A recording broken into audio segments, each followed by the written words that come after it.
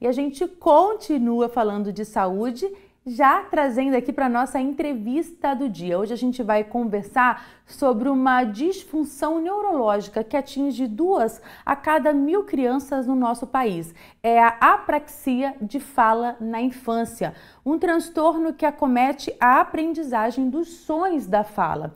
A gente vai entender mais sobre esse assunto a partir de agora, na nossa conversa, com a fonoaudióloga Thalita de Carvalho Casavelha. Bom dia, doutora. Muito obrigada pela sua presença aqui no Edição Manhã para falar sobre esse tema não tão discutido ainda, né?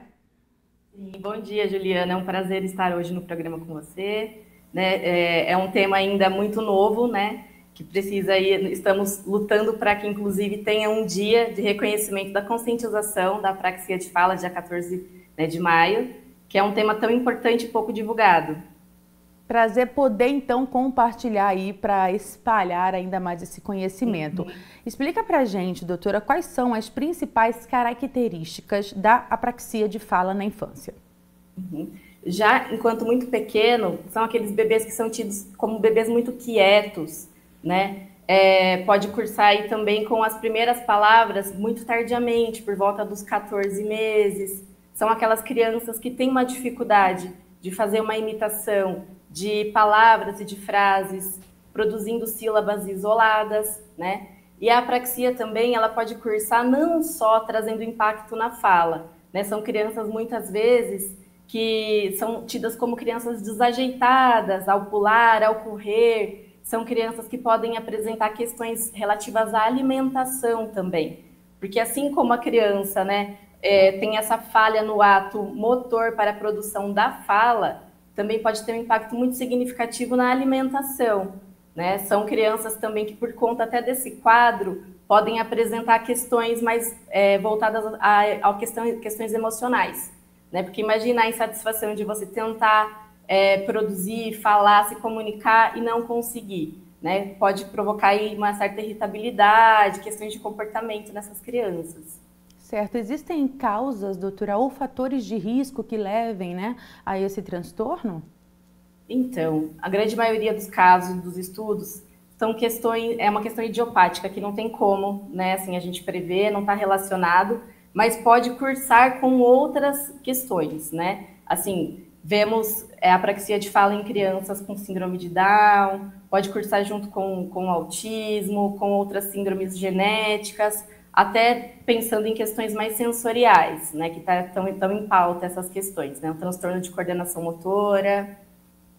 Então, a apraxia, ela é algo específico, que como você acabou de explicar, ela pode ocorrer com outras condições também, por exemplo, como o Sim. autismo, e esse fato pode dificultar o diagnóstico, ou seja, a apraxia acaba entrando no pacote daquele diagnóstico, por exemplo, de autismo, e isso pode acarretar num diagnóstico não tão preciso? Isso pode ser um problema? Sim, pode sim.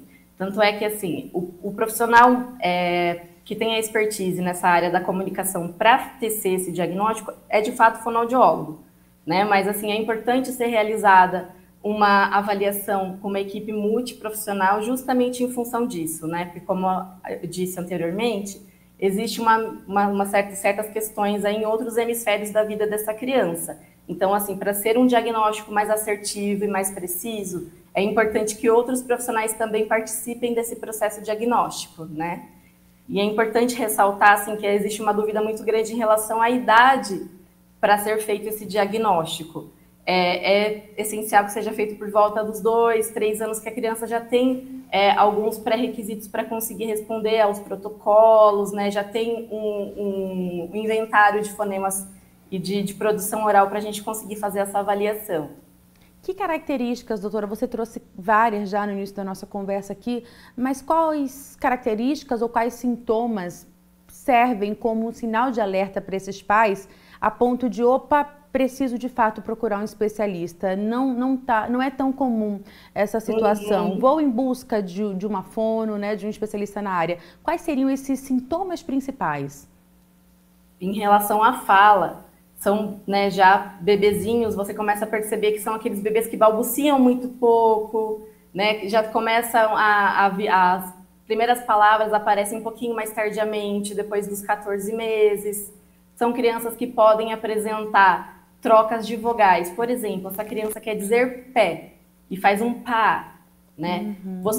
Palavras maiores, essa criança diminui para fazer simplesmente sílabas isoladas. Para falar um bola, a criança faz um bó, né? São crianças que possivelmente têm dificuldade também em fazer movimentos, né? Esses movimentos mais orofaciais, como soprar, mandar beijo, lateralizar, mostrar a língua, né? Já são sinais de alerta para que esses pais procurem por intervenção fonoaudiológica, por uma avaliação. Perfeito, doutora. Inclusive, lembrava-se de casa que você pode mandar a sua pergunta também para a doutora. A gente já recebeu, inclusive, uma dúvida aqui. Olha, Jussara de Hortolândia, ela fala: a apraxia de fala na criança pode ter vários níveis, como, por exemplo, o autismo, que você estava falando agora há pouquinho, né? Aí ela fala: eu conheço criança que pode ter grau muito leve, o que dificulta mais o diagnóstico. É importante, eu acho que essa questão do autismo ainda é um pouco... Confunde, junto com a apraxia, né? ainda é um pouco confusa. Mas é importante ressaltar que a apraxia é um transtorno motor, né, enquanto que o autismo é um transtorno de desenvolvimento. Existe muito que se entrelaça entre essas duas, né, dinâmicas, mas também assim, pode ocasionar assim, uma questão diagnóstica mais complexa, por isso que, né, que eu relatei até que fazemos esse diagnóstico em equipe. Né, o fonoaudiólogo faz essa avaliação mais voltada para as questões específicas de fala, né, e quando percebemos que tem uma demanda, né, para outro profissional, essa demanda é elevada, é feito esse encaminhamento. Como que é o tratamento da apraxia, doutora? É um tratamento diferente da fonoaudiologia convencional, onde é feita a estimulação da fala e da linguagem. Nós pautamos mais na questão da aprendizagem motora, porque é um transtorno motor de fala e precisa de uma intervenção mais direcionada para esse aspecto. Né? Por isso, muitas vezes, a criança faz um acompanhamento por muito tempo com uma fonoaudiologia tradicional e não tem uns resultados significativos. Né? Então, assim, é uma terapia muito específica, voltada para esse requisito motor, tá bom? Por isso também a importância de vários profissionais ali Exatamente. Auxiliando no tratamento. É uma terapia, na verdade, né, doutora? E a família, como que pode auxiliar nesse processo?